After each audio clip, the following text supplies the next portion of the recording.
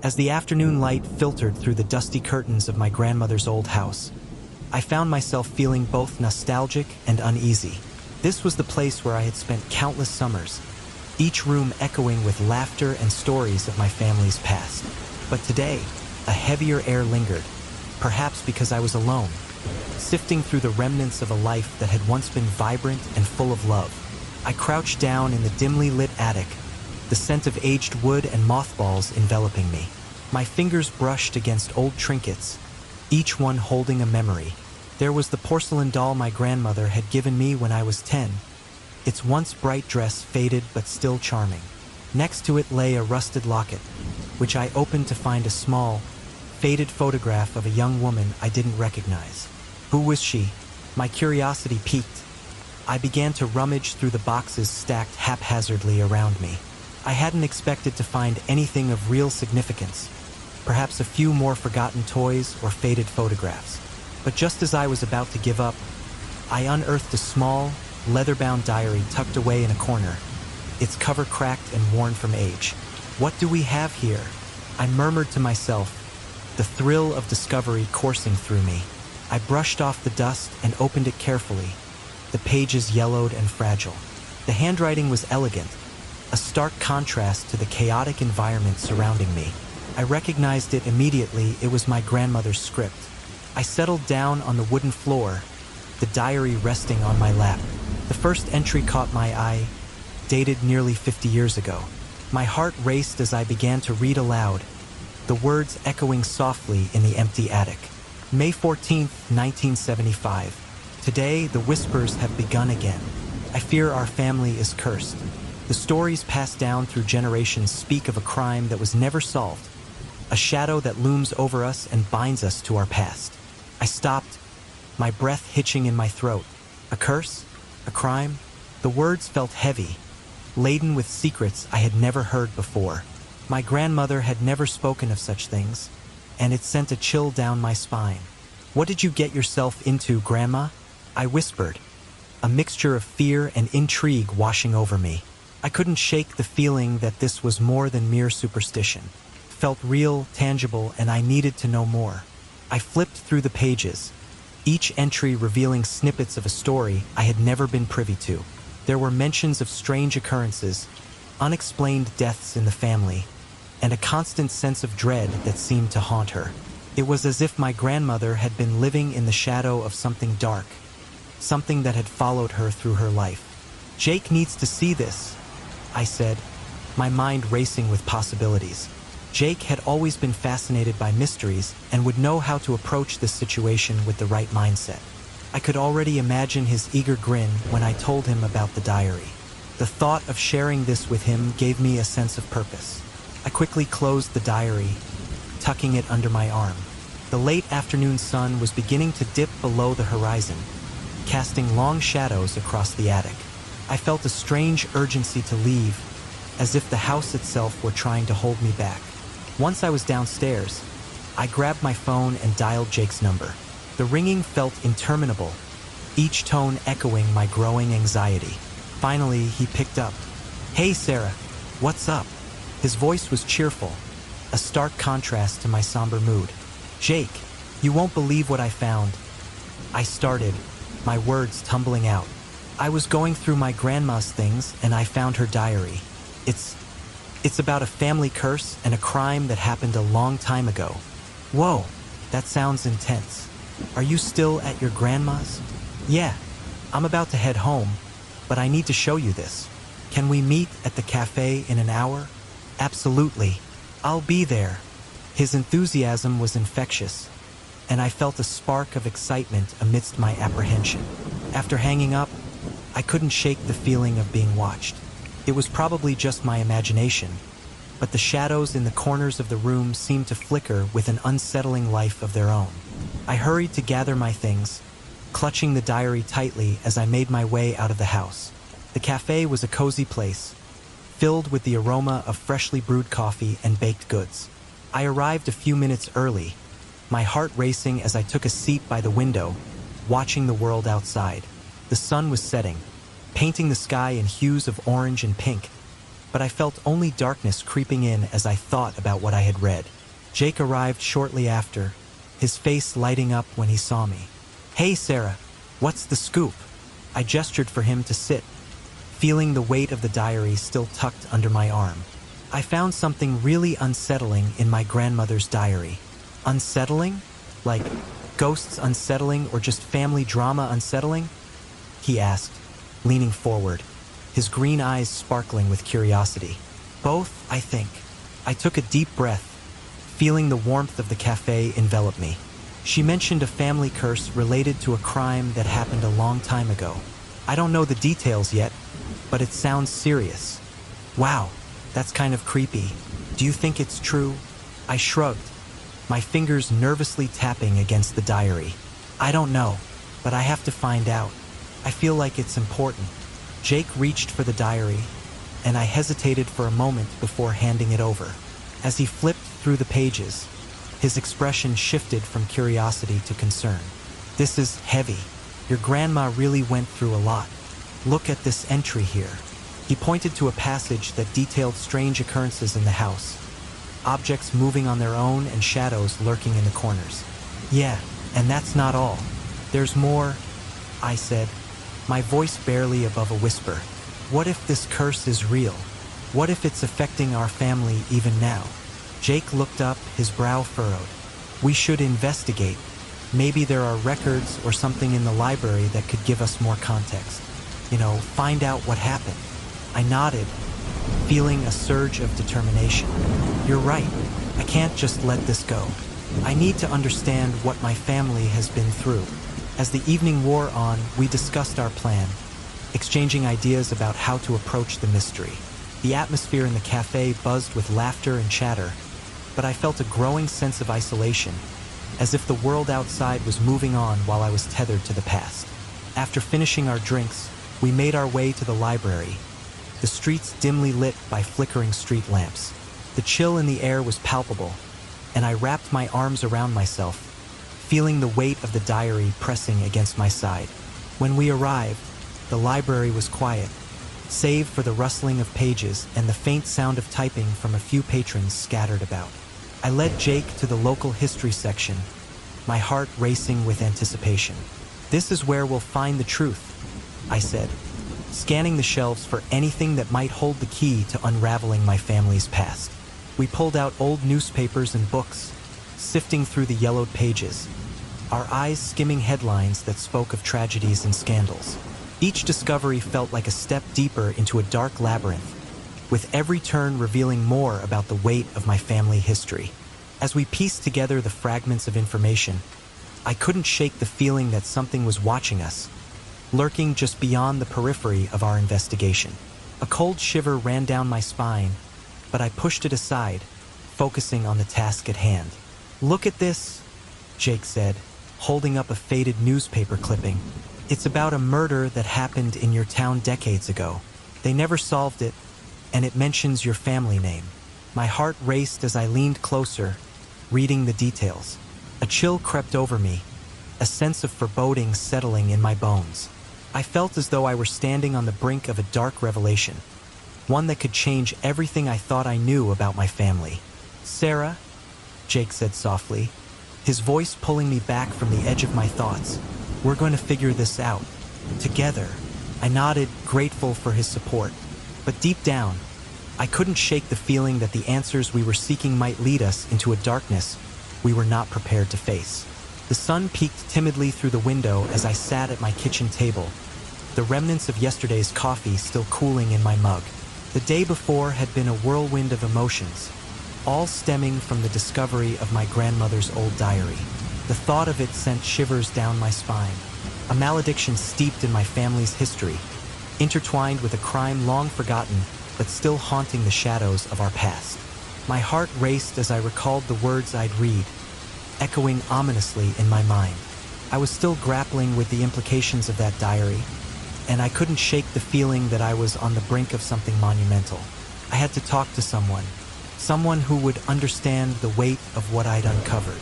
Jake was the obvious choice. We had been friends for years, and he had always had a knack for unraveling the mysteries that life threw our way. When I arrived at the small cafe downtown, the familiar scent of freshly baked pastries and brewed coffee enveloped me, offering a momentary comfort. I spotted Jake at our usual table, his brow furrowed as he tapped away at his phone.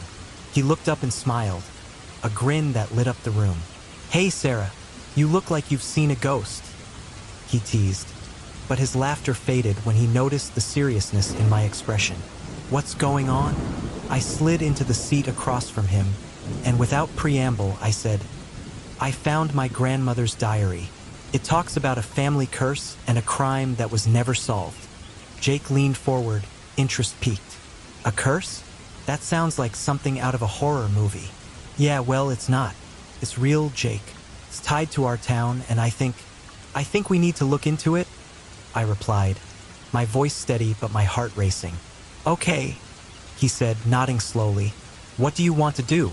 "I think we should investigate my family's past," I suggested, feeling a mix of excitement and trepidation.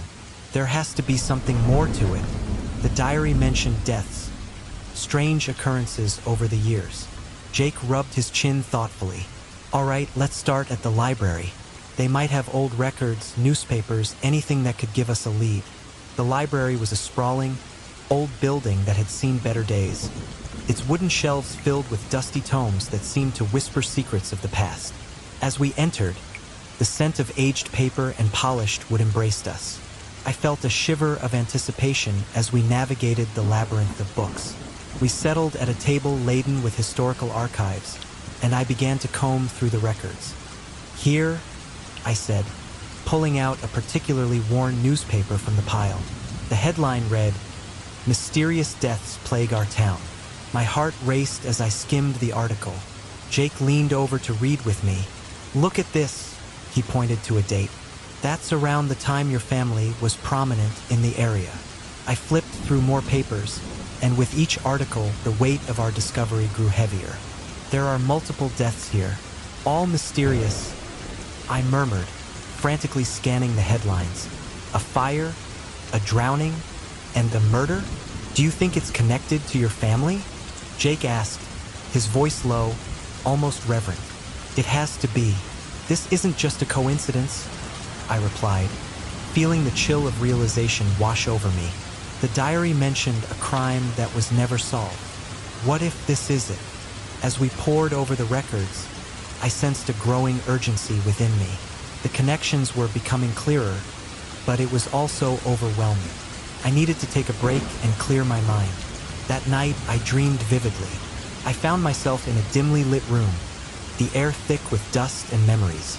My grandmother stood before me, her features sharp and her eyes piercing through the gloom. "Help me, Sarah," she whispered, her voice both a plea and a command. I felt an inexplicable bond with her, a tug at my heart that urged me to listen. The house, it holds the answers. I awoke with a start, the dream lingering like a fog in my mind. Felt too real, too urgent to ignore. I had to share this with Jake.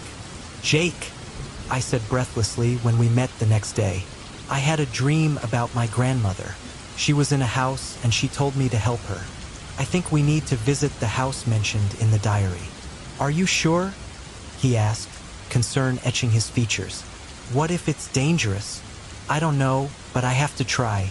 I can't shake this feeling," I insisted, determination surging within me. We decided to go. As we approached the dilapidated house, I was struck by its eerie beauty. The once grand structure now stood in ruins, vines creeping up the walls like fingers grasping for something long lost. An unsettling feeling washed over me as we stepped closer, as if the house itself was watching us. "Sarah, are you sure about this?" Jake asked, his voice barely above a whisper. "I have to know," I replied, pushing the door open with a creak that echoed through the silence. The air inside was thick with dust, and the scent of mildew wafted toward us. As we explored the interior, I felt a strange sensation, like a presence lingering in the shadows. Then, in a forgotten corner, I spotted it, a faded photograph. I picked it up, my breath catching in my throat. "Jake, look at this." The image featured a man I had never seen before, yet there was something eerily familiar about him. He had a resemblance to my grandmother, but the name scrawled on the back sent chills down my spine. Elias, the uncle I had never known existed. "Who is he?" Jake asked, peering over my shoulder. "My uncle," I whispered, incredulity washing over me. "But how come no one ever mentioned him?" We exchanged a look of understanding. The pieces were beginning to fall into place. "We have to find out what happened to him," Jake urged, his voice steady. "This could be the key to everything." As we continued our search, we stumbled upon more clues about Elias's life, each fragment revealing a tangled web of secrets and lies. "He was accused of something," I murmured, piecing together the fragments. "But the diary didn't say what. It just hinted at a curse. What if it all ties back to him?" Jake nodded, his expression serious. "If he was wronged, then maybe your family has been haunted by this injustice for generations. We have to dig deeper, Sarah. We can't let this go." With renewed determination, we left the house, the photograph clutched tightly in my hand. I felt a sense of urgency building inside me. The truth was out there, waiting for us to uncover it. And I was prepared to face whatever darkness lay ahead, even if it meant confronting the shadows of my own family. I sat cross-legged on the floor of my grandmother's attic, surrounded by boxes filled with memories. Dust motes danced in the slanted light filtering through the small window, and the air was thick with the scent of aged paper and cedar. I was on a mission to sort through her belongings, a task that felt both daunting and bittersweet. Each item I uncovered told a story, tugging at my heartstrings. As I rummaged through a box labeled keepsakes, my fingers brushed against something hard and flat. I pulled it out and felt a flutter of excitement as I realized it was a leather-bound diary, its spine cracked and worn. I brushed off the dust and opened it, revealing pages yellowed with age. The ink was faded, but the words still held a certain intensity. The first entry caught my eye immediately. It was dated decades ago. My grandmother's neat handwriting flowed across the page. As I read, my heart raced. She spoke of a family curse, a shadow that had loomed over us for generations. "The curse is tied to a crime," she wrote, "one that has never been solved and continues to haunt our lineage." My pulse quickened as I read about a grisly incident that had taken place in our town long before I was born, an event steeped in mystery and tragedy. I couldn't shake the feeling of unease that settled in my stomach. What did this mean for me? For my family? I had to know more, and I needed help to unravel this dark tapestry of secrets. The thought of Jake flashed through my mind. He had always been the one I turned to during difficult times, my rock and my partner in crime, both literally and figuratively. The next day, I found myself sitting across from Jake in our favorite cafe, the familiar aroma of coffee mingling with the sound of clinking cups and soft chatter around us. I placed the diary on the table, feeling its weight as if it was pressing down on me. "Jake, you need to see this," I said, my voice barely above a whisper. He leaned in, his brow furrowed with curiosity. As I recounted the diary's contents, I could see the wheels turning in his mind. "A family curse? That sounds straight out of a horror movie," he said, a hint of skepticism in his tone. But I could tell he was intrigued. "It's real, Jake. My grandmother believed it, and it's connected to this crime that happened in our town." I could feel the urgency in my voice. "We need to investigate. We might find out what really happened." "Okay," he replied, his tone shifting from disbelief to determination. "Let's dig into your family's past. We might uncover something that can help break this curse." We decided to visit the town library, a cavernous building filled with the scent of old books and the whispers of history. The librarian, a stern woman with glasses perched on the edge of her nose, directed us to the archives where old newspapers were stored. As we sifted through the brittle pages, a sense of dread crept over me. "Look at this," Jake said, pointing to an article that detailed a series of mysterious deaths spanning several decades. Each headline screamed tragedy, but the stories behind them were even more chilling. "It's like your family has been cursed for generations." The weight of his words settled heavily in my chest. "We need to find out more. There has to be a connection to the crime mentioned in the diary." That night, sleep eluded me. My mind was a whirlwind of thoughts, and as I finally drifted off, I was thrust into a vivid dream. I stood in an old, dilapidated house, the air thick with dust and the smell of decay. Suddenly, I saw her, my grandmother, looking just as she did in her youth, standing in the doorway, her eyes pleading. "Help me, Sarah," she whispered, her voice echoing in the silence. "You must find the truth." I woke up with a start, my heart racing. The dream felt so real, so urgent. I needed to tell Jake. We met again at the cafe, and I recounted every detail of my dream. "She was in that house, Jake. I think it's connected to the diary." He listened intently, his expression serious. "We have to go there. If your grandmother is trying to reach out to you, there must be something we can find that will lead us closer to the truth." Later that day, we drove to the location mentioned in the diary. The anticipation was palpable as we arrived at the address. An overgrown path led to a house that looked as if it hadn't seen life in years. The structure was crumbling, its windows boarded up, and weeds clawed their way through the cracks in the pavement. "This place gives me the creeps," Jake muttered, glancing around as if expecting someone, or something, to jump out at us.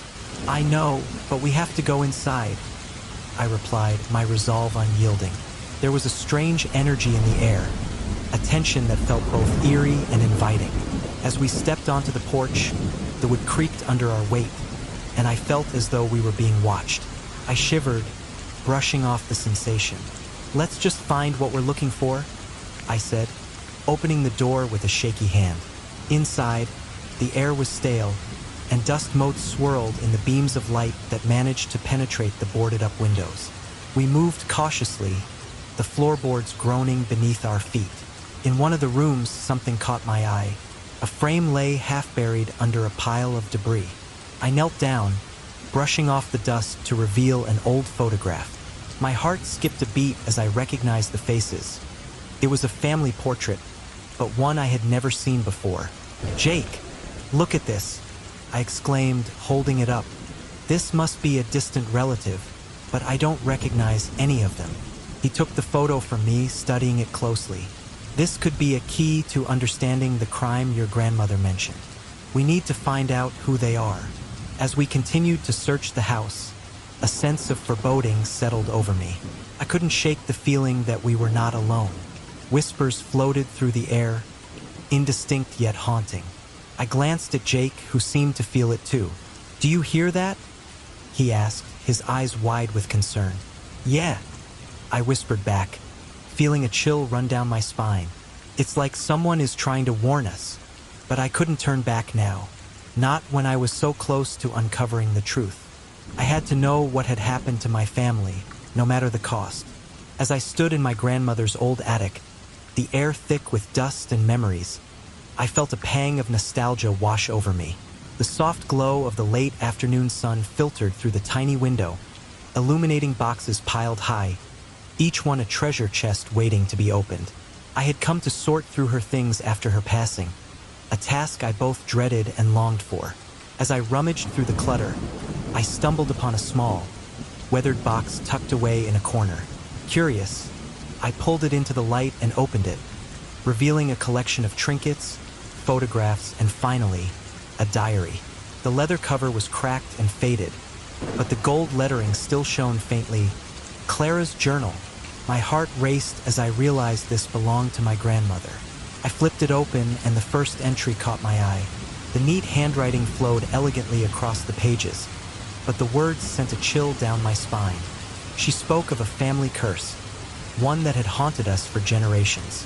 It detailed a crime that had never been solved in our small town, a dark chapter in our family history that had remained hidden, buried beneath layers of silence and shame. How could I not have known about this? I whispered to myself, feeling a mix of anger and betrayal. My grandmother had always been so tight-lipped about our family's past. I remembered the stories of her childhood, filled with laughter and warmth, but nothing of this. As I read on, my skin prickled with unease. The diary hinted at whispers in the night, shadows lurking just beyond the light, and a sense of foreboding that seemed to seep into our very blood.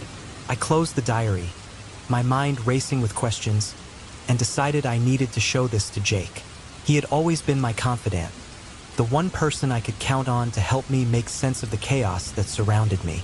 I picked up my phone, hesitated for a moment, and then dialed his number. "Hey, Sarah, what's up?" Jake's voice was a comforting sound on the other end. "I found something in my grandmother's attic that you need to see. It's complicated," I said, trying to keep my voice steady. "Complicated how?" he asked, curiosity piqued. "It's about our family. There's a diary, and there's mention of a curse, a crime that happened here in town. I don't know what to make of it," I admitted, feeling the weight of my discovery pressing down on me. "Let's meet at that cafe down the street. I'll grab my laptop, and we can look into this together," he suggested, his tone shifting to one of determination. "Okay, I'll see you in a bit." I hung up, my heart pounding with a mix of anticipation and dread. The next day, I arrived at the cafe, the smell of freshly brewed coffee mingling with the sweet aroma of pastries. Jake was already there, his laptop open, and a look of intense focus on his face. "Hey, you look like you've seen a ghost," he joked lightly, trying to ease the tension I felt. "Maybe I have," I replied, sitting across from him and sliding the diary onto the table. "This is what I found." He picked it up and began to skim through the pages, his brow furrowing deeper with each line. "A family curse? This sounds like something out of a horror movie," he said, his voice low as he read the entries. "Exactly, and it gets worse. There's a mention of deaths, mysterious ones, linked to our family. I think we need to dig deeper into this," I urged, feeling a sense of urgency wash over me. "Let's start at the library. They might have old records or newspaper clippings about the crime," Jake suggested, his eyes alight with excitement. We hurried to the library, the old building towering above us like a fortress of knowledge. Inside, the scent of aged books enveloped us, and I felt a strange sense of reverence. We moved to the local history section, and as Jake began to sift through the dusty volumes, I couldn't shake the feeling that we were unearthing something that had been best left alone. "Here, look at this," Jake called out, holding up a brittle newspaper clipping. The headline read, "Mysterious Death in the Town Square. Unsolved Mystery Leaves Residents on Edge." My heart raced as I scanned the article. It detailed a series of unexplained deaths that had occurred over the years, all linked to families in our town, including mine. "Sarah, this is crazy. There's a whole list of incidents here. We need to keep looking," Jake said, his enthusiasm infectious. As we delved deeper into the archives, I felt my surroundings blur into the background, lost in the whirl of history and tragedy. The further we went, the heavier the air became. I was beginning to feel the weight of the past pressing in on me, and that night, I found myself restless in bed, unable to shake the feeling that something was watching me. In my dreams, I found myself standing in an old, crumbling house. The air was thick with dust, and the walls seemed to whisper secrets. Suddenly, I saw her, my grandmother, looking just as she had in her youth, standing at the end of a long hallway. Her eyes were wide with fear, and she beckoned me to come closer. "Help me, Sarah. You must uncover the truth," she said, her voice echoing through the empty corridors. I reached out to her, but as I did, the house around me began to dissolve into shadows, pulling me deeper into darkness. I woke up with a start, my heart racing. The dream felt so real, and I could still hear her voice resonating in my mind. I needed to tell Jake about this. Maybe it was a sign. The next morning, I met Jake again, this time at our usual spot in the cafe. As I sat down, he looked up from his laptop, concern etched on his face. "Are you okay? You look like you haven't slept," he said, his voice laced with worry. "I had a dream about my grandmother. She was in an old house, and she told me to help her uncover the truth." I confessed, still shaken from the experience. "Maybe it's time we visited that house mentioned in the diary. It could hold more clues," Jake suggested, his eyes gleaming with determination. I hesitated, the thought of stepping into the unknown filling me with dread. You really think we should? Yes. If there's a chance we can find something significant, we have to go, he insisted. With a deep breath, I nodded, feeling a mixture of fear and excitement. We set off, the drive to the house feeling longer than it should have. When we finally arrived, I was struck by the sight before me. The house stood in ruins, its windows shattered and walls crumbling. Yet it felt alive, as if it was holding its breath, waiting for something or someone. Do you feel that? I asked, shivering as an uneasy feeling washed over me. Yeah, it's like, we're being watched, Jake replied, glancing around nervously. As we stepped inside, the atmosphere shifted. The air was thick, heavy with secrets long buried. Dust motes danced in the shafts of light that broke through the broken roof, and I felt an overwhelming sense of foreboding. Let's see if we can find anything that relates to the diary, Jake said, moving cautiously through the debris. As we explored the house, we stumbled upon a hidden room at the back. The door creaked open to reveal a small space filled with dusty furniture and piles of old newspapers. As I sifted through the clutter, I felt a strange pull toward a framed photograph resting on a shelf. I picked it up, my breath hitching in my throat. The image showed a man I had never seen before, standing proudly with my grandmother. He bore a striking resemblance to her, and I felt an inexplicable connection to him. Who is he? Jake asked, peering over my shoulder. I don't know, but I think he's family, I murmured, turning the photograph over. Scrawled on the back in my grandmother's handwriting was a name, Uncle Edward. Edward? I've never heard of him, Jake said, frowning. Neither have I. It's like he was erased from our history, I replied, my heart racing as I thought of the implications. With the photograph in hand, I felt a surge of determination. We had to uncover the truth about Uncle Edward and the crime that had plagued our family for so long. As we continued to search the room, I began to suspect that whatever had happened all those years ago was still lingering in the shadows, waiting for us to bring it to light. Suddenly, I felt a cold breeze sweep through the room, sending a shiver down my spine. I looked at Jake, whose expression mirrored my own unease. Did you feel that? I whispered, my voice shaking. Yeah, it's getting colder, he replied, glancing toward the doorway. Suddenly, a figure flickered in the corner of my vision. I turned quickly, but there was nothing there. My heart raced as I felt an overwhelming sense of dread settle in my stomach. We needed to leave this place.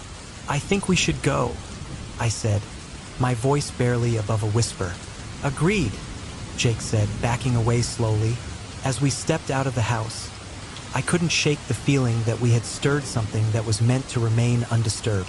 The air outside felt charged with an energy the air in my childhood home felt heavy as I sifted through the remnants of my grandmother's life. Boxes filled with faded photographs, old trinkets, and dusty books told stories I had long forgotten. It was a nostalgic treasure hunt, a way to reconnect with the past. But as I rummaged through a particularly worn-out box, my fingers brushed against something unexpected. A leather-bound diary, its cover cracked and weathered.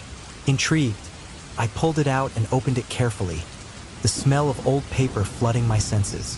The first entry caught my eye, the handwriting elegant yet shaky. As I read the words, chills cascaded down my spine. The diary spoke of a family curse, a darkness that had loomed over us for generations, tied to a crime that had never been solved in our town. My heart raced. Could this really be true? I had always felt a shadow hanging over my family, but I had dismissed it as mere superstition. Sarah, are you up there? My mother's voice broke through the heavy silence, pulling me from my thoughts. I quickly closed the diary and tucked it under my arm, feeling an inexplicable urge to share it with someone who might understand, someone like Jake. The next day, I met Jake at our favorite cafe, the aroma of coffee mingling with the chatter of patrons. I slid the diary across the table, my hands trembling slightly. You have to see this. Jake raised an eyebrow, his curiosity piqued. What's this? It belonged to my grandmother. It talks about a family curse and a crime that happened here. A crime that was never solved. I watched as he flipped through the pages, his brows furrowing with each line he read. "This is intense, Sarah," he said, looking up at me with a mix of concern and intrigue. "We need to look into this. It sounds like there's more to your family history than you know." After some discussion, we decided the library was our best bet. The vast room, filled with the scent of old books and the quiet rustle of pages turning, felt like a sanctuary. We dug through newspapers and records, searching for anything that could shed light on the mystery. I felt a mix of excitement and dread as we uncovered articles detailing mysterious deaths and strange occurrences throughout the decades, all linked to my family. That night, I had a dream so vivid it felt real. I stood in an old, dilapidated house, the walls peeling and the air thick with dust. In the corner, I saw her, my grandmother, looking just as I remembered her. Her eyes were filled with urgency as she beckoned me closer. "Sarah, you must help me," she said, her voice echoing in the empty room. "You need to find the truth." When I awoke, I was drenched in sweat, the dream still fresh in my mind. I rushed to meet Jake again, eager to share my experience. "You won't believe what happened last night. I saw my grandmother in a dream. She was in that house from the diary." Jake's eyes widened. "We have to check it out. If there's a connection, it might lead us to answers." I hesitated, but something within me urged me to go. We made our way to the old house, its silhouette looming against the gray sky. The structure was in ruins, overtaken by vines and neglect. The air was thick with an unsettling energy, as if the house itself was aware of our presence. As we stepped inside, a chill ran down my spine. The floorboards creaked beneath our feet, and the musty smell of decay filled my nostrils. "Do you feel that?" I whispered to Jake, who nodded, his expression serious. In a corner, I spotted a dusty photo frame. Inside was a picture of a man I had never seen before, a stranger to my family history. "Jake, look at this," I exclaimed, holding it up for him to see. "Who is he?" Jake examined the photo closely. "I don't know, but we need to find out. This could be someone connected to the crime." Our investigation led us to discover that this man was my great-uncle, a figure shrouded in mystery, accused of a crime that had never been fully explained. I could feel the weight of our findings pressing down on me, and my heart raced as I realized that the diary was only the beginning. As I delved deeper into the history, I felt a strange sensation wash over me. It was as if my grandmother's spirit was there, guiding me, but also warning me. One night, while researching, I felt an icy breeze sweep through the room, and I turned to see a flicker of movement in the corner of my eye. My grandmother's face appeared, her expression grave. "Be careful, Sarah. Some truths are best left buried," she whispered, before vanishing into thin air. I turned to Jake, who had witnessed the event. "Did you see that?" I breathed, my voice shaky. He nodded, his face pale. "We're stirring something up, Sarah. Something we might not be able to control." The atmosphere in our town began to shift. People whispered in hushed tones, and strange occurrences became more frequent. Lights flickered, animals acted erratically, and an unshakable tension built in the air. It was as if the town itself was reacting to our investigation. I knew I had to confront my mother. There were shadows lurking in our family history that needed to be brought to light. I approached her one evening, my heart racing. "Mom, can we talk about our family? About what happened to my great-uncle?" Her expression hardened, and she shook her head vehemently. "No, Sarah, that's not a conversation we need to have. Just leave it alone." "Why? I need to know. There's something in the diary, something important. I can't ignore it." I felt desperation creeping into my voice. "Some things are better left in the past," she snapped, her eyes flashing with anger. "You have no idea what you're asking for." Frustrated and confused, I stormy-eyed out of the house. I needed to find answers, and Jake was the only one who believed in the truth I was pursuing.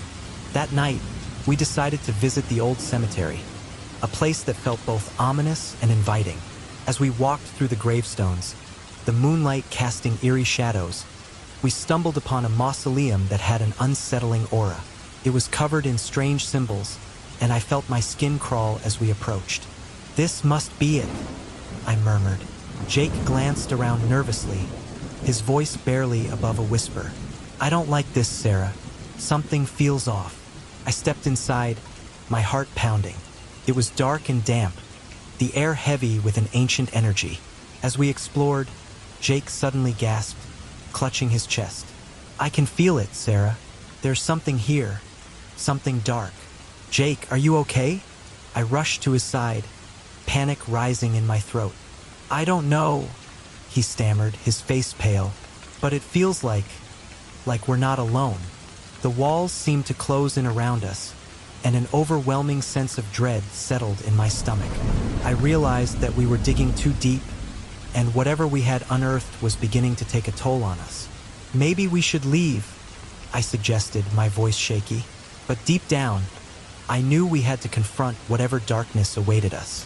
We were in this together, and I couldn't turn back now. As we gathered ourselves to leave, I couldn't shake the feeling that we were being watched.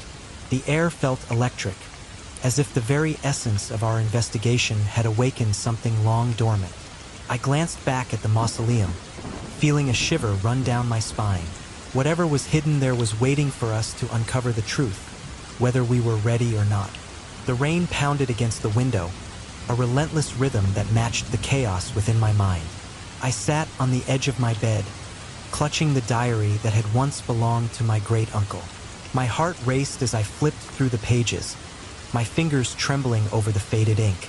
Each line felt like it was pulling me deeper into a mystery I had only begun to unravel. I couldn't shake the feeling that I was standing on the precipice of something monumental, something that could either save my family or plunge us deeper into the darkness. "Sarah, are you ready?" Jake's voice broke through my reverie. He had become my anchor in this storm of secrets, and I could hear the concern lacing his tone.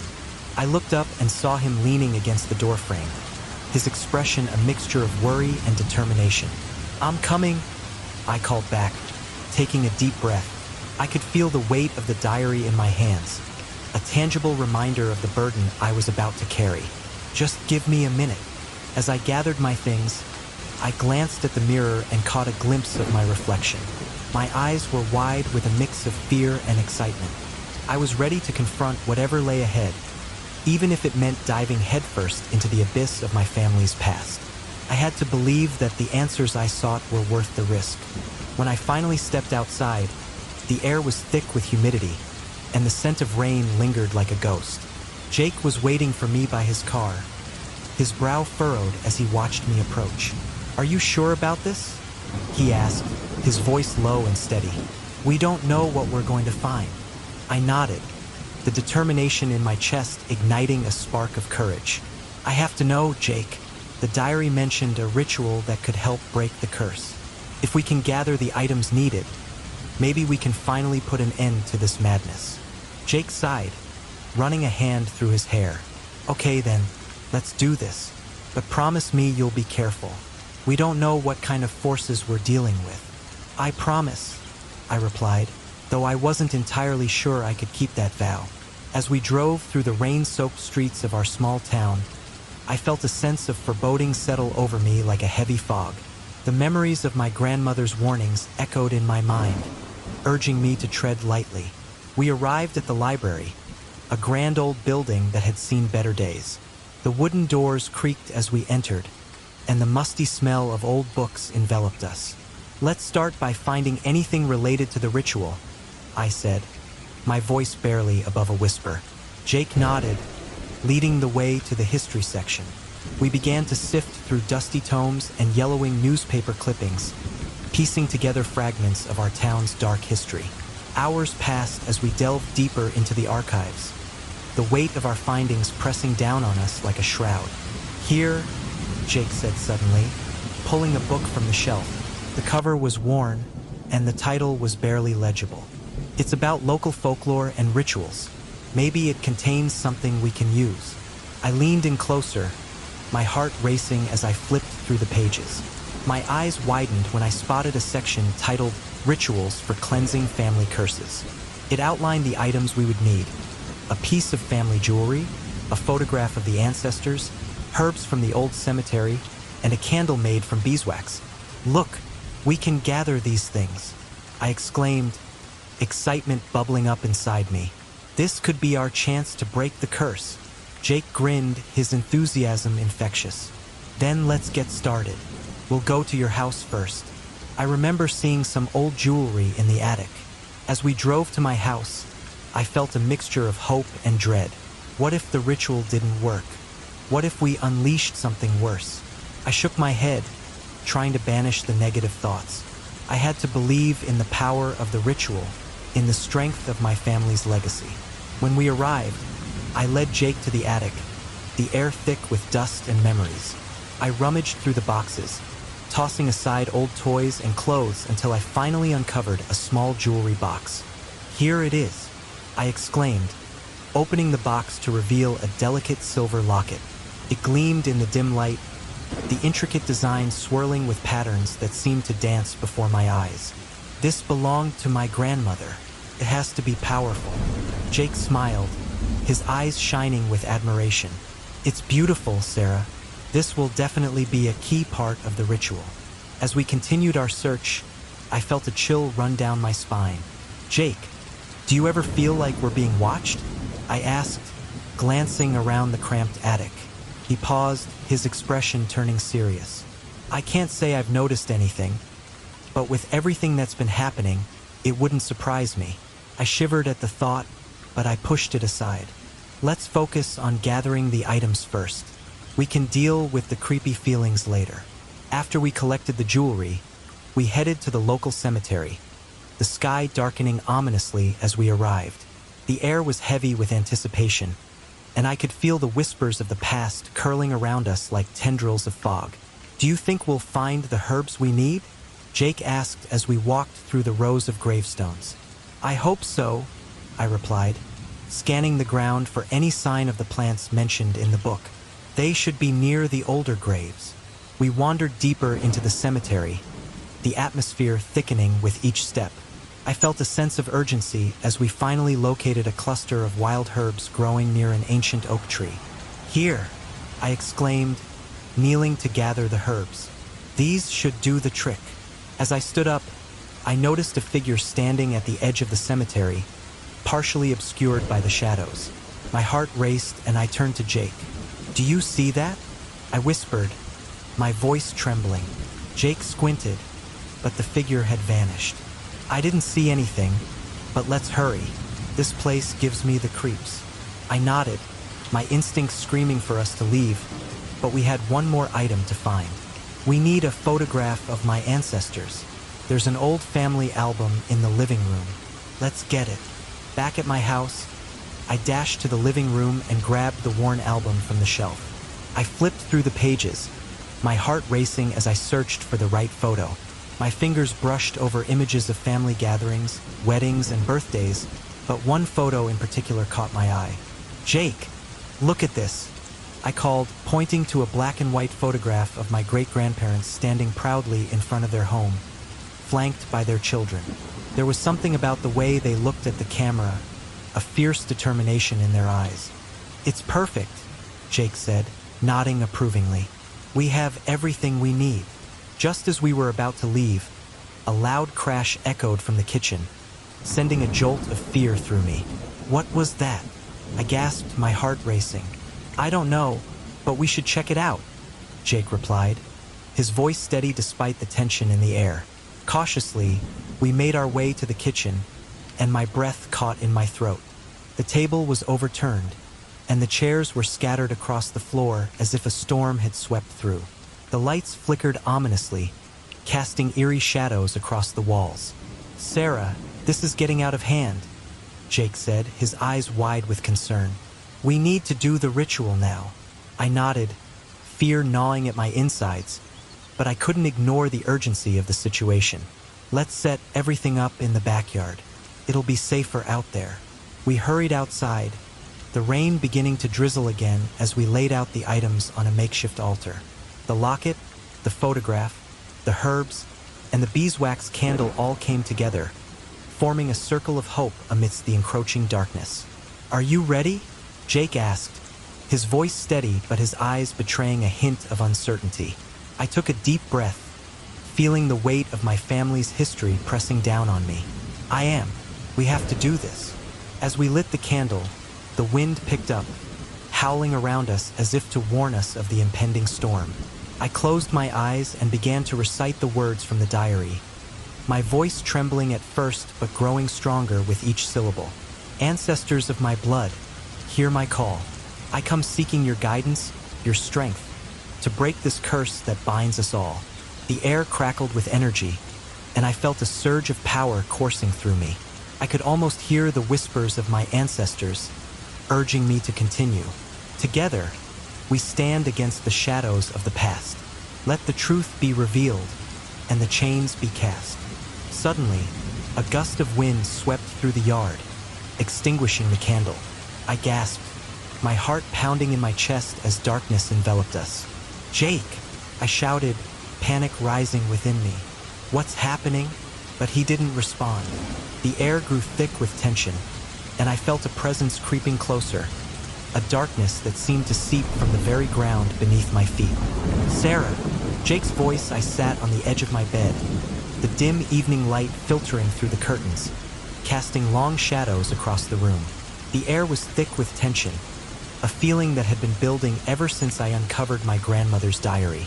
I could still feel the weight of the words I had read, vivid and haunting.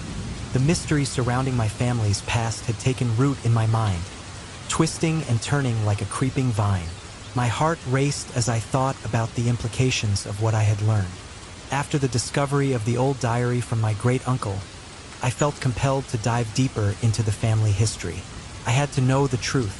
So, I picked up the diary again, flipping through its fragile pages, searching for answers that seemed just out of reach. My fingertips brushed over the faded ink, and I could almost hear the whispers of the past echoing in my ears. "Sarah, you okay?" Jake's voice broke through my thoughts, pulling me back to the present. He sat across from me, concern etched on his face. We had spent countless hours together, poring over old newspapers and records, searching for any clues about the family curse mentioned in my grandmother's journal. "I found something that changes everything," I replied hesitantly, my voice barely above a whisper. I could see the curiosity in his eyes, urging me to continue. "What is it?" Jake leaned in, his expression shifting from concern to intrigue. "It's about my great-uncle. I think he was wrongfully accused of a crime," I said, my heart pounding in my chest.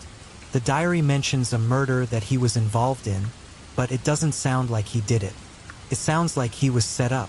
"Set up? By who?" Jake asked, his brow furrowing in confusion. "I don't know yet, but if what I'm reading is true, it could mean the curse. It's all connected. If my family was involved in something so dark, it could explain why this has haunted us for generations." I explained, my voice shaking slightly with the weight of my discoveries. Jake nodded, his gaze steady. "We need to find out more. We can't let this go. If he was innocent, we owe it to him to uncover the truth." I took a deep breath, feeling the gravity of our task settle over me like a heavy blanket. "You're right, but I need to talk to my mom first. She might know something." "Are you sure that's a good idea?" Jake asked, his tone cautious. "What if she gets defensive? What if she doesn't want to talk about it?" "I have to try," I insisted, determination flooding my veins. "This is my family we're talking about. If I don't confront her, I'll never know the truth." The next morning, I found myself pacing in the living room, anxiety pooling in my stomach. My mom sat at the dining table, her coffee untouched, a distant look in her eyes. I felt the weight of the moment pressing down on me, but I knew I couldn't back down now. "Mom," I finally said, my voice trembling slightly. "Can we talk? It's important." She looked up, surprised. "What is it, Sarah? You look serious." "It's about the family and the past," I said, choosing my words carefully. "I found something in Grandma's diary. It talks about a curse and about Uncle Henry. I think he was accused of something he didn't do." My mom's expression shifted, her brows furrowing as she set her coffee cup down. "I don't want to talk about that," she said, her tone sharp. "Some things are better left alone." Why? Don't you want to know the truth? I pressed, my frustration bubbling over. If he was innocent, we have to clear his name. We can't just let this go. Sarah, you don't understand, she snapped, her voice rising. You think digging into the past is going to help us? It's only going to cause more pain. Some secrets are meant to stay buried. But what if it's the key to breaking the curse? We can't keep running from this, I pleaded, desperation creeping into my voice. What happened to him isn't just a family secret. It's a part of our history. My mom's face flushed with anger, her hands trembling slightly. You don't know what you're asking for. Sometimes, the past is better off forgotten. I took a step closer, my heart racing. Mom, please, I'm trying to understand. I can't live with this weight anymore. I need to know what happened. Her eyes softened for a moment, but then she hardened again. You need to let this go, Sarah. You're playing with fire. Frustrated and hurt, I turned away, feeling a deep sense of betrayal. How could she be so dismissive? Didn't she care about our family's legacy? I had to find another way to uncover the truth. That night, I couldn't shake the feeling of unease that settled over me.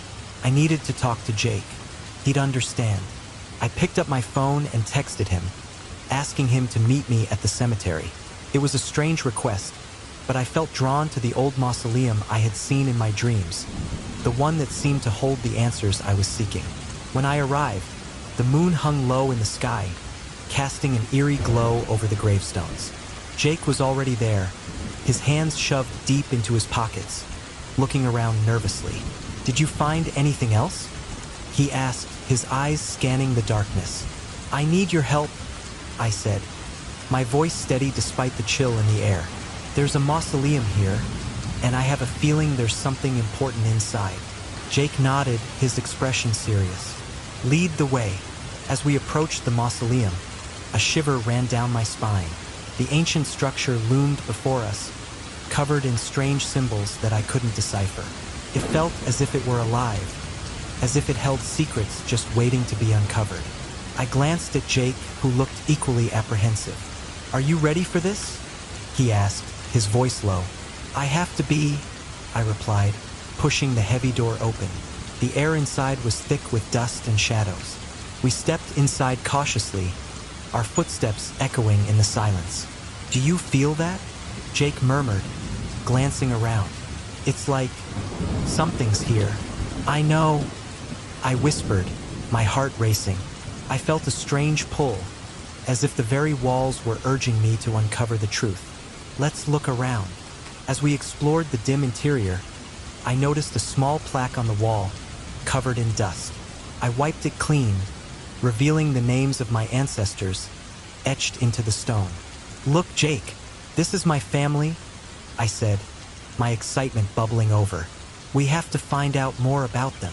We continued searching, but as we moved deeper into the mausoleum, I began to feel a sense of unease. The air grew colder, and shadows seemed to dance around us. Suddenly, Jake stumbled, collapsing to the ground. Jake, I cried, rushing to his side. What's wrong? I don't know, he gasped, his face pale.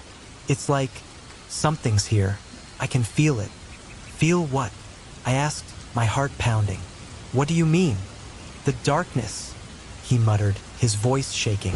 It's like there's a presence. Something malevolent. I felt a chill run down my spine. Was it possible that the rumors of a curse were true? We need to get out of here, I said, panic rising in my throat. But just as I turned to leave, a cold wind swept through the mausoleum, extinguishing the flickering light from my phone. We were plunged into darkness. I could hear Jake's breath quickening beside me, his panic palpable. Sarah, he called out, his voice trembling. What's happening? I don't know, I shouted back, my heart racing. We have to find a way out. Suddenly, I could hear a whisper in the darkness, faint and echoing. Help us! Help us! The voice seemed to come from everywhere and nowhere all at once, sending chills down my spine. Jake, did you hear that? I said, my voice barely above a whisper. Yeah, what is that? he replied, his voice shaking. The whispers grew louder, swirling around us like a tempest. I could feel the walls closing in, the darkness wrapping around me. I closed my eyes, trying to block out the fear that threatened to overwhelm me. "Sarah, we need to get out now," Jake shouted, his voice filled with urgency. I nodded, finally gathering my bearings. "This way." I took his hand, and we stumbled toward what I hoped was the exit, guided by instinct. As we broke free from the mausoleum, the cold night air hit us like a wave, and I gasped, filling my lungs with the life-giving oxygen. We both stood outside, panting, the weight of what we had just experienced pressing down on us. "What just happened in there?" Jake asked, his voice still shaky. "I don't know," I admitted, feeling shaken. "But I think we stirred something up. We need to be careful." "I think we're in over our heads," Jake said, his brow furrowed in concern. "It's like we've opened a door we can't close." The storm raged outside, the wind howling like a banshee as I stood in front of the makeshift altar we had created in my living room. Jake was busy arranging the items we had collected for the ritual, his brow furrowed in concentration. The air was thick with tension, heavy with the weight of what we were about to attempt. I could feel the energy swirling around us, electric and unsettling, as if the very atmosphere was aware of our intentions. "Are you sure about this, Sarah?" Jake asked, glancing up from the collection of candles and herbs. His voice was low, almost drowned out by the thunder that rumbled ominously outside. "I mean, it's one thing to read about rituals in a book, but this is different." I took a deep breath, steeling myself. "We have to do this, Jake. It's the only way to break the curse that's haunted my family for generations. If we don't try, we'll never know the truth." He nodded slowly, but I could see the uncertainty in his eyes. "I just wish we knew what we were really dealing with. The more we dig, the more it feels like something's pushing back." I remembered the strange occurrences we had experienced over the past few days. The whispers in the night, the shadows that seemed to move on their own, and the chilling sensation of being watched. It felt as though the very fabric of my family's past was coming alive, entangling us in its dark history. "We're still going to try," I insisted, feeling a surge of determination. "We have to face whatever it is head-on." As we arranged the final items, a silver locket that had belonged to my grandmother, a vial of salt, and a sprig of rosemary, I couldn't shake the feeling that we were being watched. I glanced around the room, half expecting to see a figure lurking in the shadows. "Let's light the candles," I suggested, trying to dispel the unease settling over me. Jake nodded, and together we lit the candles, their flickering flames casting eerie shadows on the walls. The smell of burning wax mixed with the earthy scent of herbs, creating an atmosphere that felt both sacred and foreboding. "Okay, what's next?" he asked, his voice barely above a whisper. I glanced down at the diary, the words I had read echoing in my mind. "We need to call upon the spirits of our ancestors, to seek their guidance and to ask for their protection." I took a deep breath, feeling the weight of my family's history pressing down on me. "Let's begin." We joined hands, forming a connection that felt both grounding and empowering. I closed my eyes, allowing the rhythm of my heart to guide me. "Spirits of my ancestors," I began, my voice steady despite the storm outside. "I call upon you. Hear my plea. I seek the truth that has been buried for too long. Help us break the chains of this curse that binds my family." As I spoke, I felt a shift in the air, a cold breeze that swept through the room, extinguishing a candle and plunging us into darkness. My heart raced, and I could feel Jake's grip tighten around my hand. "Did you feel that?" he asked, a tremor in his voice. "Yes," I replied, my own voice shaking. "It's just the wind. Or maybe it's a sign that they're listening." I opened my eyes, straining to see through the dim light. The remaining candles flickered violently, casting wild shadows that danced across the walls. "Let's keep going," I urged, my resolve hardening. "We have to push through this, right?" Jake said, though I could see the doubt still lingering in his eyes. We took a deep breath together, our voices steadying as we continued. "Spirits," I called out again, "we seek your wisdom. We are here to honor your legacy, to uncover the truth of our past. We ask for your guidance as we confront the darkness that has plagued our family." The air grew colder still, and I could feel an unsettling presence coiling around us, heavy and oppressive. I shivered, trying to shake off the sensation of being surrounded by unseen eyes. "This is it?" I whispered, my voice almost lost in the howling wind outside. As we reached the next part of the ritual, I felt a sudden shift in the atmosphere. A deep, guttural sound echoed through the room, vibrating through my bones. It was unlike anything I had ever experienced, a mix of fear and anger that sent chills racing down my spine. "Sarah!" Jake exclaimed, his voice rising in panic. "What is that?" "I don't know," I cried out, struggling to maintain my focus. "We need to keep going. We can't stop now." But the sound grew louder, more insistent, as though something was trying to break through. Shadows twisted and swirled around us, and I could see figures flickering in the edges of my vision. "No, no, no," I murmured, feeling the panic rising within me. "Sarah, we need to get out of here," Jake shouted, his grip on my hand tightening as he glanced around, his eyes wide with fear. "No," I snapped, my voice sharper than I intended. "We can't back down now. We have to confront whatever this is." And then, before I could fully comprehend what was happening, a figure materialized before us. A dark silhouette, shrouded in shadow, its presence suffocating. I felt a surge of terror wash over me, but deep down, I also felt a flicker of recognition. "Who are you?" I demanded, my voice shaking but defiant. The figure loomed closer, its features obscured but its energy unmistakably hostile. "You shouldn't have come here," it hissed, a voice like gravel scraping against stone. "You have no idea what you're meddling with." "Maybe not," I replied, my heart pounding in my chest. "But I know that I need to uncover the truth. You can't keep us from it."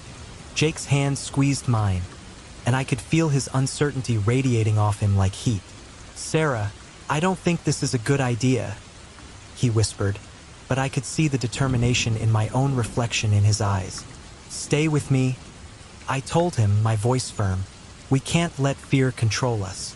We have to stand our ground." The figure laughed, a chilling sound that echoed through the room. "You think you can break the cycle? You are nothing but a child playing in a realm beyond your understanding." "Maybe," I replied, feeling a surge of defiance. "But I won't let you dictate my family's fate any longer. We will confront the truth."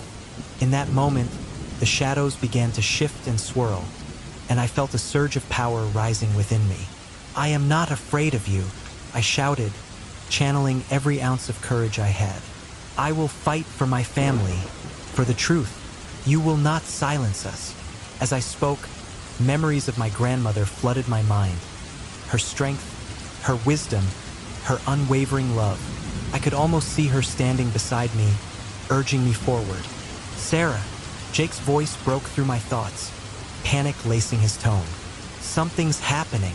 I turned to see the shadows coalescing, forming into a shape that was both familiar and terrifying. "What is it?"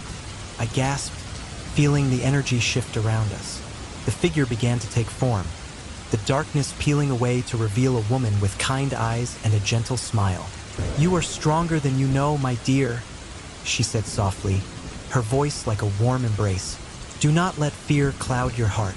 "Grandma," I breathed, disbelief washing over me. "Is it really you?" "Yes, Sarah," she replied, her presence calming the storm within me. "You have the power to break the curse that binds your family. It is time to confront the truth, but you must do so with love, not fear." Jake's eyes widened as he took a step back, unsure of what to make of this revelation.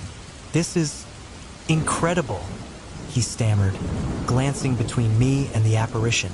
"But how do we do it?" "We must face the darkness together," my grandmother instructed, her voice steady and reassuring. "You must confront the pain, the secrets, and the fear that have held your family captive for so long. Only then can you find peace. I nodded, feeling a sense of purpose washing over me. We're ready, I said, my voice stronger than before. We'll do whatever it takes. The figure smiled, and for a moment, the storm outside calmed, as if the very world was holding its breath. Then let us begin, she said, and I felt a wave of warmth enveloping me, a shield against the darkness that threatened to consume us. As the ritual continued, I felt the shadows receding, their power waning in the presence of my grandmother's love. I could feel Jake's hand tightening around mine, anchoring me as we faced the truth together. Stay with me, Jake, I whispered, determination coursing through my veins. We can't let them win. I'm right here, he replied, his voice steady despite the chaos swirling around us. We'll get through this. With my grandmother's guidance, we pressed on, confronting the darkness together, ready to face whatever revelations awaited us. And as we stood united against the shadows, I knew that we were no longer just trying to break a curse. We were reclaiming the air in the old house was thick with tension as Jake and I prepared for the ritual. We had gathered everything we needed, or so we thought. The flickering candles cast eerie shadows along the walls, and I could feel my heart pounding in my chest. It was almost as if the house itself was alive, watching us, waiting for something to happen. Are you ready? Jake asked, his voice steady but laced with an undercurrent of anxiety. I nodded, though doubt gnawed at me. As ready as I'll ever be. We have to do this, Jake. We have to break the curse.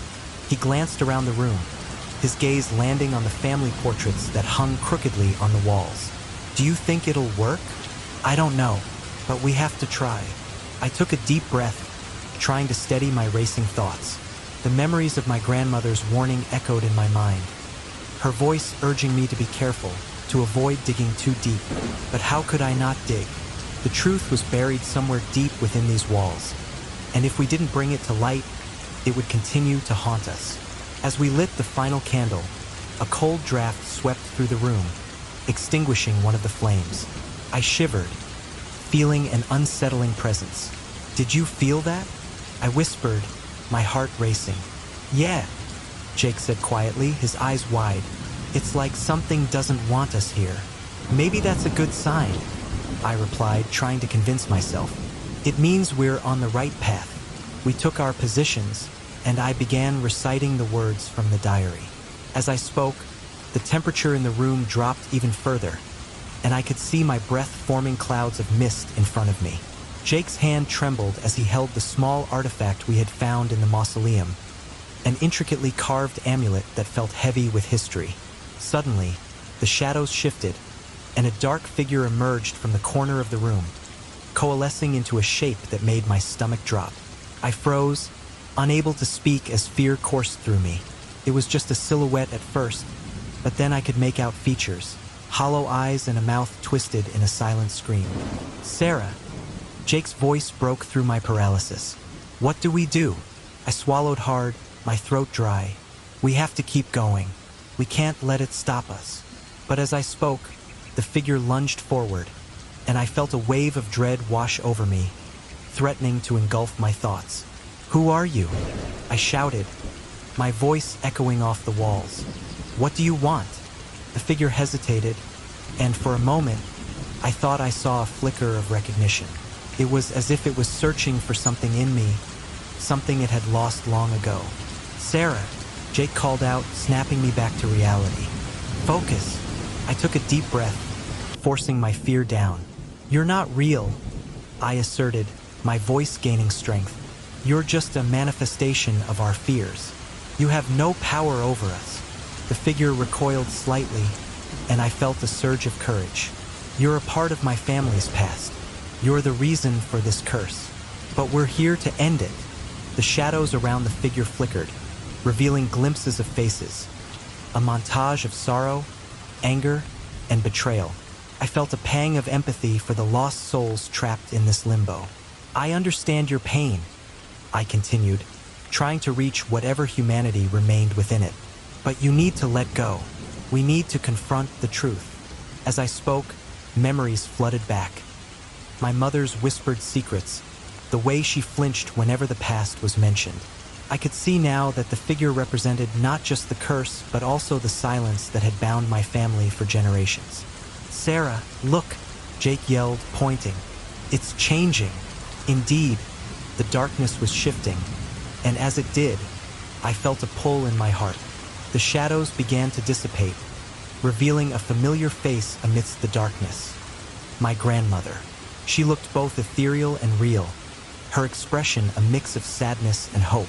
"Sarah," she said softly, her voice wrapping around me like a warm embrace. "You have to confront the truth. It's the only way to free us all." "Grandma," I gasped, tears welling in my eyes. "I've missed you so much, but why didn't you tell me? Why didn't you warn me about the curse?" She shook her head, a look of regret crossing her features. "I wanted to protect you. Our family has been haunted by silence, by the fear of the past. But silence won't save us. You must find the courage to face it." I nodded, determination flooding through me. "I will, but I need to know what really happened. The truth about the crime." Her eyes glistened with tears. "It was a misunderstanding, a terrible tragedy fueled by jealousy and fear. Your uncle was innocent, but no one believed him. They turned against him, and the shadow of that night has loomed over our family ever since." Jake's voice broke through my reverie. "Sarah, we need to finish the ritual. We can't let this darkness take over." "Yes," I said, turning back to the figure that had been my grandmother only moments before. "We will confront the truth." As I resumed the incantation, the figure writhed in protest. "No, you can't uncover the truth. It will destroy you." "Maybe it will," I replied, my voice steady. "But I'd rather face the truth than live in fear. I won't let our family be haunted by lies any longer." The shadows roared, a cacophony of voices rising in anger. "You don't know what you're doing. The truth will hurt." "I know it will," I replied, feeling my resolve strengthen. "But I'd rather hurt and heal than stay trapped in this cycle of pain forever." As the words left my lips, the figure lunged at me, but this time I stood my ground. The air crackled with energy, and I felt a surge of power as I confronted my fears. "You are not my enemy. You are a part of my family, and I will not let you control us anymore." With that, the figure dissipated into a swirl of shadows, and I could feel the weight on my chest lifting. The air grew warmer, and the flickering candle flames steadied. I turned to Jake, who looked equally awestruck and terrified. "Did we do it?" he asked, his voice barely above a whisper. "I think so," I replied, breathless. "But I know there's still more to uncover. We have to find out everything that happened." The silence in the room felt different now, charged with a strange sense of hope. I glanced at the family portraits, and for the first time, they didn't seem as haunting. They looked like a family, flawed but real, with a history worth exploring. As we prepared to leave the room, I couldn't shake the feeling that we were on the brink of something monumental. The truth awaited us, and I was ready to face it, no matter what it might reveal. I turned to Jake, a newfound determination in my eyes. "Let's go," I said, my voice firm. "It's time to uncover the past and finally set my family free." The storm raged outside, the wind howling like a banshee, rattling the windows of our small living room. I could feel the tension thick in the air as Jake and I prepared for the ritual that would either set my family free or plunge us deeper into the shadows of our past. The flickering candlelight cast eerie shadows on the walls, and for a moment, I felt a twinge of doubt. What if we were meddling with forces beyond our understanding? But then I thought of my grandmother, her gentle face appearing in my mind, urging me to do this, to confront the truth. "Are you sure we're ready for this?" Jake asked, his voice barely above a whisper, as he arranged the items we had gathered on the makeshift altar. A small table draped with an old cloth from my grandmother's house. "I mean, this is not like any school project we've ever done." I forced a smile, though my heart raced with uncertainty. "We have to be. If we don't break this curse, who knows what will happen to us? Or to my mom?" I glanced at the door, half expecting my mother to walk in, though she hadn't left her room since I confronted her about the past. Jake nodded, but I could see the unease in his eyes. All right, let's do this. Together. Taking a deep breath, I lit the candles, their flames dancing wildly as if they too were nervous about the impending ritual. I recalled every detail from my grandmother's diary, every word that had whispered of curses and secrets. Here goes nothing, I said, feeling the weight of responsibility settle on my shoulders. We began to chant the words I had memorized, the syllables rolling off my tongue, bringing a strange sense of clarity and purpose. The room felt charged, as if the very air around us was alive with energy. I glanced at Jake, who was staring at the candles with a mix of awe and fear, his hands trembling slightly. "Sarah," he said, his voice barely above a whisper, "do you think she's here with us?" "I hope so," I replied, my heart pounding. "I think she is. This is what she wanted." Suddenly, the candles flickered violently, and I felt a cold draft sweep through the room. Jake's eyes widened, and I could see the fear etched on his face. "Do you feel that?" Before I could respond, the temperature dropped, and the shadows in the room deepened, coiling around us like serpents. The air became thick, heavy with an unseen presence. It was then that I saw it, a figure emerging from the darkness, shrouded in shadows, its form indistinct yet undeniably menacing. "Who are you?" I shouted, anger rising within me. "What do you want?" The figure froze, and for a moment, it seemed to shift, revealing a face that was hauntingly familiar. I gasped as recognition washed over me. It was my mother, her features twisted in a mask of despair and rage. "Sarah, stop. You shouldn't be doing this," she cried, her voice echoing in the room, laced with an urgency that sent chills down my spine. "Why, Mom? Why won't you let me do this?" I shouted back, my emotions boiling over. "You've kept the truth hidden for too long. It's time to face it." The figure of my mother seemed to shimmer, and in that moment, I understood. The darkness was not just the curse haunting our family. It was the fear and silence that had gripped my mother for years. I felt a surge of courage, a determination to confront the shadows of our past. "Mom, I know you were involved in this somehow." I pressed, my voice steady. "You have to tell me the truth. Please, let me help you." The figure faltered, the shadows swirling around her as if struggling to maintain their form. "You don't understand, Sarah. There are things better left buried." "Maybe," I retorted, "but if we don't uncover them, they will consume us." With those words, the air crackled with tension, and the room seemed to pulse with energy. The shadows began to multiply, swirling around us like a tempest. Jake stepped forward, his voice firm. "Whatever this is, we are not afraid of you." The figure let out a sound that was both a wail and a warning. And then, in an instant, the shadows coalesced into a single form. A dark silhouette that loomed over us, a representation of all the fear and pain that had haunted our family for generations. "Stop!" I shouted, my heart racing as I stood my ground. "You are not my mother. You are just a manifestation of our fears." In that moment of clarity, I realized that the only way to break the curse was to confront the truth, no matter how painful it might be. "Mom, I need you to let go of this. We can do this together." The figure hesitated, and I took a step closer, feeling the pull of the past tugging at my heart. "We can't change what happened, but we can change how it affects us. Please, help me confront this." As I spoke, I could see the shadows around the figure begin to flicker, like a candle in the wind. "You don't know the whole story," my mother's voice echoed, filled with a mix of sorrow and defiance. "You don't know what I had to do to protect you." "Protect me from what?" I pressed, tears welling in my eyes. "From the truth? From our family's history. This is our past, Mom. We can't hide from it anymore." With each word, I felt the energy in the room shift. The figure of my mother began to lose its solidity, wavering like a mirage. "Sarah," she began, her voice cracking. "I was scared. I thought if I buried the past, I could protect you from the pain. But that pain is still here," I cried, my voice breaking. "It's suffocating us. It's time to confront it together.